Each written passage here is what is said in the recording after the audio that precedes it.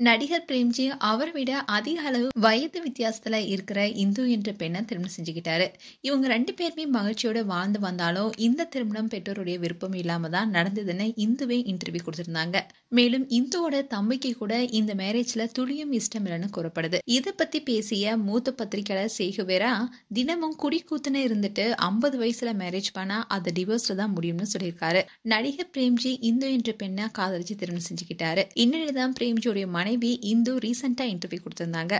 அதுல திருமணத்துல அப்பா, அம்மா, தாத்தா, பாட்டி, தம்பின்னு யாருக்குமே விருப்பம் இல்ல. திருமண போட்டோல கூட அவங்க நிக்கலங்கிறதுனால எடிட் செஞ்சுதான் இணைச்சோம். அதுலயும் என்னோட தம்பி பிரேம்ஜி கிட்ட பேச கூட விரும்பல. பிரேம்ஜி பேச முயற்சி செஞ்சா கூட அவன் பேச மாட்டான்னு வருத்தப்பட்டு பேசியிருந்தாங்க. இந்நிலையில தான் பத்திரிகையாளர் சேகுவேரா இன்டர்வியூ கொடுத்திருக்காரு. அதுல மகளை பெற்ற பெற்றோர்கள் பெண்ணை திருமணம் செஞ்சு கொடுக்கணும்னா மாப்பிளைய அவங்களுக்கு பிடிச்சிருக்கணும். அப்படி இல்லைன்னா குறைஞ்சபட்சம் வயசு வித்தியாசமாவது சரியா இருக்கணும்.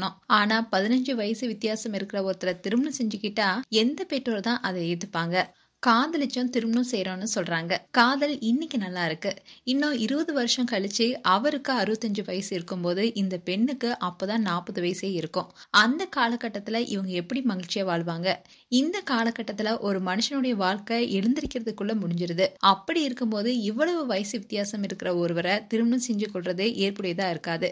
வாழ்க்கை துணைங்கிறது கடைசி வரைக்கும் உடன் வருவதுதான். அதோட பிரேம்ஜி, வெங்கட் பிரபு, எஸ்பிபி சரண், யுவன் இவங்க எல்லாமே வாலிப வயசுல எல்லாத்தையுமே அனுபவிச்சுட்டாங்க. எல்லாருமே ஒரு நடிகை பின்னாடி தான் இருந்தாங்க. ஆனா வெங்கட் பிரபுக்கு தனி டேலண்ட்ங்கிறதுனாலே நம்பர் 1 டைரக்டரா வந்துட்டாரு. அதே மாதிரிதான் எஸ்பிபி சரணோ அவருடைய அப்பா குரல்ல இப்ப மேடைகள்ல பாடி அவருக்குன்னு ஒரு இடத்தை பிடிச்சிருக்காரு. அதே மாதிரிதான் யுவனும் ஒரு நல்ல மியூசிக் டைரக்டரா இருக்காரு. பிரேம்ஜிக்கு என்ன இருக்கு? அவரு அவங்க அண்ணன் படத்துல மட்டும்தான் நடிக்க வாய்ப்பு இருக்கு. மத்த படத்துல அவரை சேர்த்துக்கவே மாட்டாங்க. இப்படி இருக்கிற ஒரு மாப்பிள்ளைய எந்த ஃபேமிலி ஏத்துக்கும்? இதுல 24 மணி நேரம் தன்னிலே இருக்கிற ஒருத்தன் எப்படி கடைசி வரைக்கும் இந்த பொண்ணு கூட இருப்பான்? இவங்க கேங்லயே நிறைய மேரேஜ் பண்ணவங்க தான் இருக்காங்க. யுவன் 3 மேரேஜ் பண்ணிருக்காரு. சோ இந்த மாதிரி மேரேஜ் பண்ணா கடைசியில முடிகிற இடம் டிவோர்ஸ் தான்.